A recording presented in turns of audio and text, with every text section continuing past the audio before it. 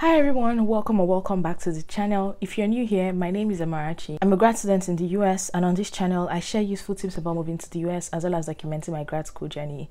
So if this is something you've been interested in, please consider subscribing.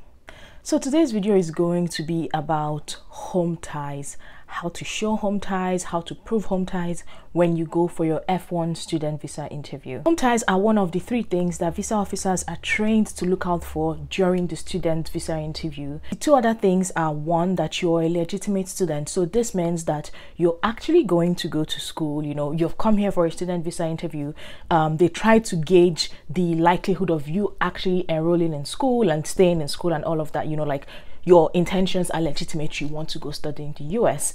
The second thing that they look out for is your financial capability. So like, are you able to support yourself when you go to study in the US? And the third thing is home ties. So this simply means what is the likelihood of you returning to your country when you finish studying. Home ties doesn't really have one question that a visa officer can ask you and wait to hear your answer to determine whether or not you have strong home ties. However, this doesn't mean that they are not able to deduce your home ties from your answers to other questions. I'm going to tell you 5 different ways to show home ties during your visa interview. The first one includes family ties, and this includes having a spouse, having children, having elderly parents still living in your home country, or having siblings, maybe like younger siblings. And I'll explain why. So if you're married, for example, and your partner and your kids are not going with you to study, it makes sense that you're probably not going to run off and abandon your family, right? So you'll come back. Same thing with having parents. If you have elderly parents and you live in a country where there's a culture that children take care of their parents, the visa officers know that, right? So if they figure that, okay, you're the first child or something and you have a responsibility to your parents, that's a very strong home tie. Kind of similar thing ties into having siblings as well. If you're the first child or you have younger siblings, and again your country has that culture where family takes care of family, the older child or the older children takes care of the younger children and the parents as well. This is a very strong home tie. Sometimes they will ask you directly, are you married? If you're married, of course, say that, yeah, I'm married, I have 2 kids, or I'm married, no children, whatever the situation might be. If you're not married, that's fine. If you have a stable long-term relationship, you could also say that. So you could say, I'm currently not married, but I'm engaged to be married in this year. I'm engaged to be married next year, whenever it is that you intend to be married. Even if you're not engaged, you could say, no, I'm not, but I'm in a serious relationship with my partner and we intend to be married in the near future. So just don't say, if the question of being married comes up, don't just say, nope, I'm not married, and leave it at that. Like, give a bit more detailed response that shows that, okay, this person has ties to their home countries, like serious ties here. So in a similar vein, if the question comes up about, oh, do you have siblings, and you're the first, that's your opportunity to say, yes, I do. I have 2 younger siblings. I am the first of 3 children. Easy peasy. That already gives the visa officer, like in their head, they're like, okay, first of 3 children, the eldest child. This country has like a familial system where older children take care of the younger children. Okay, first child, strong home ties, right? So things like that. Just think about your response in ways like that. And of course, not everybody is going to be in a position where they have strong family ties. Sometimes, honestly, the rest of your family is abroad. Sometimes you're the last child. Sometimes you just don't have a partner. You don't have kids. That's fine. It's not the end of the world, because there are other ways that you could also show strong home ties. And the next one is going to be with your post-study plans. I think this is one that you should really focus on and practice your responses to really reflect this. So it's very likely that during your interview you'll be asked the question about what your plans are after you finish your studies. Your answer to that question should make it very clear that you intend to return to your home country. Do not leave anything up for assumption. State it.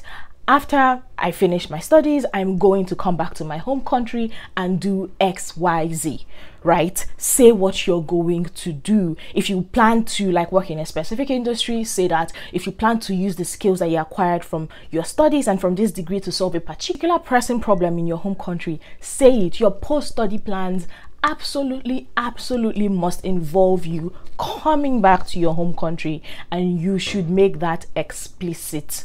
during your interview.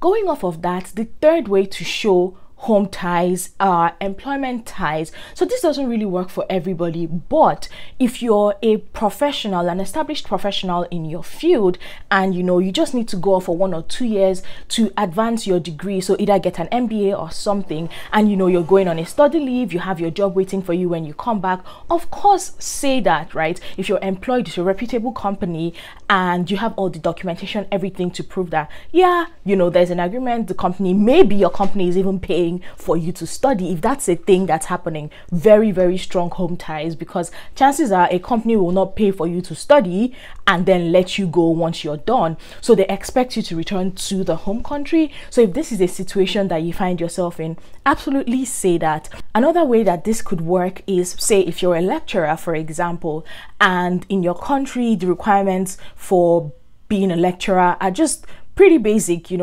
maybe you just require an undergraduate degree and maybe some sort of postgraduate diploma as well, maybe just a master's degree. However, for you to be promoted to a full professor, you require an advanced degree, like a PhD, for example. This is something that you should say, right? So you have to explain how you have a job, but this degree is going to allow you get that promotion in your job, right? Like, oh, when I return to my country, I would then be able to take on the position of a full professor, an assistant professor, an associate professor, whatever the case may be. So this is just another example of how you can use employment ties to show home ties. Please, if you found value in this video so far, just take a moment to hit that like button. It really, really makes a world of difference. It's going to tell the YouTube algorithm that people like this video and find it useful, and then it's going to be shown to even more people on the internet. So please do me a favor and just hit that like button.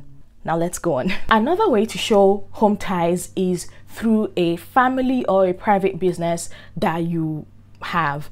So what I mean is, if your family has a business, and I use family here very loosely, so it doesn't have to be only your mother or your father. This could go like a little bit extended. So there's a family business that you work for.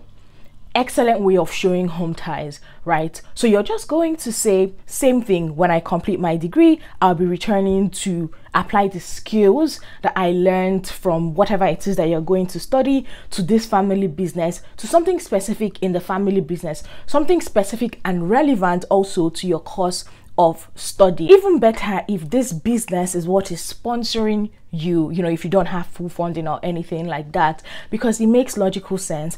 If your family or a business is going to cough up thousands of dollars to send you to school in the US, it makes sense that the bargain or the exchange is that when you finish your studies, you will come back and apply all of the skills that you've learned, all the experience that you've gained from this fancy degree to that business, to making it more effective, reducing loss, increasing profits, or whatever the case may be, depending on your field of study. So a family business is a very, very, very good way of showing home ties. And last but not least are financial ties. So this can come up during the conversation about your sponsorship or your funding situation. And good examples of financial ties include being the owner or co-owner of a business, especially one that is going to run even without your presence, so one that's going to generate income even while you're away. Other good examples include like landed property, like big investments and things like that in your home country. These are all things that you could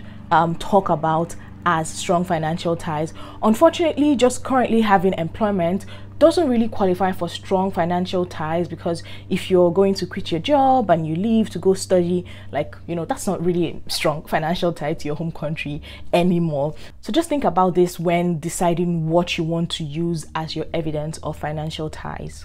So in summary, I know that home ties can be hard to prove, and it's one of the things that really bothers people. Like I've acknowledged in this video, unfortunately, there are hardly any direct questions that make it obvious that you have home ties, but the way that you respond to other seemingly irrelevant questions will tell the visa officer what home ties you have or how strong your home ties are. So please keep that in mind. If this is the first video from me that you've ever seen, please check out my F1 visa playlist. I have tons of other videos there that share helpful tips about the entire process I bet you're going to find them useful. And if you're an OG subscriber or an OG viewer, thank you. Thanks for constantly coming back. Thank you all so much for watching the video. Please like it, leave a comment if you have a question and things like that. Subscribe if you're not subscribed, and I will see you in the next video.